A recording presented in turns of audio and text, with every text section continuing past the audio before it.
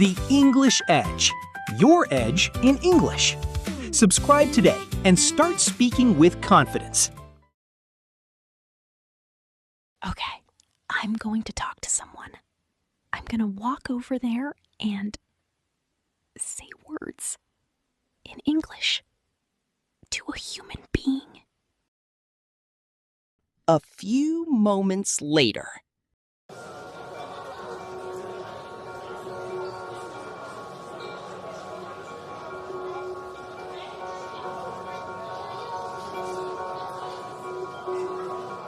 He talked for 11 minutes about his boat. What kind of boat? I know the brand, the model, the year, the name. He named it Gerald, and the complete restoration timeline. I asked, "How did you get into boating?" And I accidentally opened a door I could not close. And then you just drifted? I panicked. I became the tide. Okay. Before we talk about the graceful exit, can I ask, how long have you been holding those cards? Since we arrived 40 minutes ago. Maya, you came to a networking event with business cards, and your networking strategy was to stand near the wall and hope? And then accidentally talk to Gerald for 11 minutes and escape sideways. Yes, that was my strategy. Okay, we're gonna fix this. But first, put 12 of those cards away. You're not handing out flyers. But how do you just walk up to someone? What do you even say? "Hello, I am Maya. Please take my card, and also here is my LinkedIn." Never say that. First rule, don't lead with the card. Don't lead with your job title. Don't lead with a rehearsed pitch. Lead with curiosity. What does that look like in real life? Walk up, smile, a real smile, not a business smile, and say, "Hi, I don't think we've met. I'm Maya. What brings you out tonight?" That's it. The smile does 60% of the work. The question does the rest. Here's your networking phrase. "Hi, I don't think we've met. I'm name. What brings you out tonight?"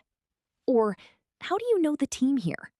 Both are warm, low pressure, and give the other person something easy to answer. You are not performing. You are just being a curious, warm human. That's all networking is. And then what? What if they just say work and stop talking? Then you say, "Oh, same. What do you do?" And you're moving. From there, listen. Actually listen. Don't just wait for your turn to talk. Find one thing they say and pull on it gently. Pull on a thread. "Show me what that looks like." They say, "I work in marketing." You say, "Oh, interesting. What kind?" They say, "Mostly digital." You say, "That space changes so fast. What's the biggest shift you've seen lately?" Now you have a real conversation. You're not interviewing them. You're genuinely curious. That's what makes someone feel seen. And people remember how you made them feel long after they forget what you said. What if I know nothing about their field? That's your advantage. "I don't know much about that. I genuinely love to hear more." People are flattered when someone actually wants to learn from them. Curiosity is magnetic. It's the most underrated networking skill there is. Active listening phrases. Keep the conversation flowing. "Oh, interesting. Tell me more about that. How did you get into that? What's that been like? I hadn't thought about it that way. What do you mean? I don't know much about that space. I'd love to hear more." These phrases signal genuine interest. People feel valued, and people who feel valued remember you. And stay with me, you all, because in a few minutes, I'm going to give you the exact word-for-word LinkedIn message to send the day after any networking event. You'll want to write that one down. Okay, new problem. What about when the conversation dies? We're both just standing there, staring at each other, and it is unbearable. Look around you. Comment on something real. Have you tried the Brie? I think it might be the best thing here. Food at an event is a universal conversation reset button. It works every single time. The cheese board. A social lifeline. A deeply underrated one. Also, genuine compliments open people immediately. I love that color on you. Or that was such a great point you made earlier. Specific, sincere, instant warmth. And what about leaving? How do I leave without feeling rude? Ah, the graceful exit. This is an art form. You say something warm, you give yourself a reason, and you move with purpose. I really enjoyed this. I'm gonna grab a drink, but it was so great chatting. Warm, conclusive, nobody feels dismissed. What if they follow me to the drinks table, like Gerald almost did? Then you introduce them to someone else. Oh, have you met person? I think you two would have a lot to talk about. You've done a kind thing and freed yourself simultaneously. Very efficient. Remember these graceful exit phrases. I really enjoyed this. I'm gonna grab a drink, but it was so great chatting. I'll let you mingle. It was lovely meeting you. I just spotted someone I need to say hello to. Let's definitely stay in touch. The formula: warm compliment, reason to leave, forward-looking close. Everyone feels good. Nobody feels dismissed. You leave like a professional.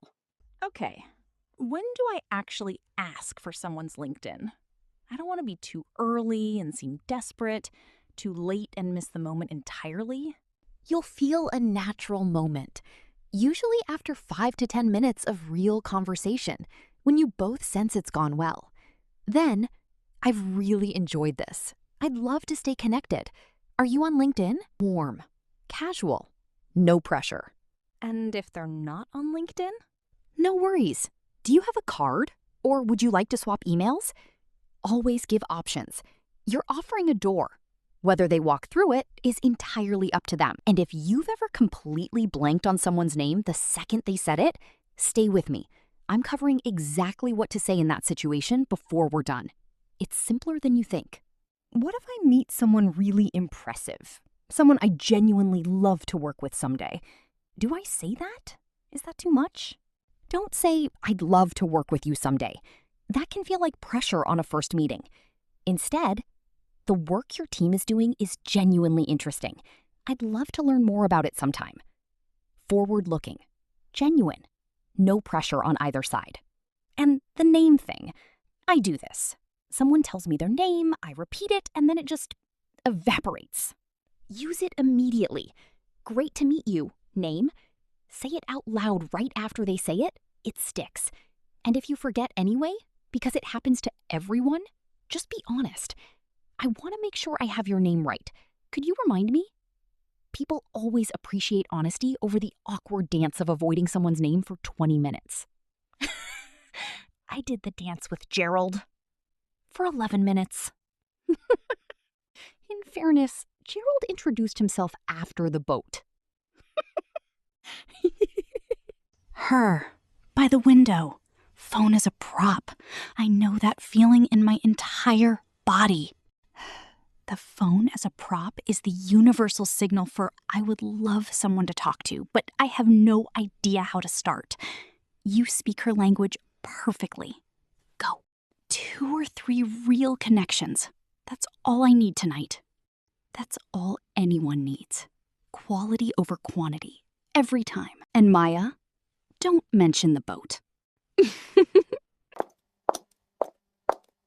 Hi, I don't think we've met. I'm Maya.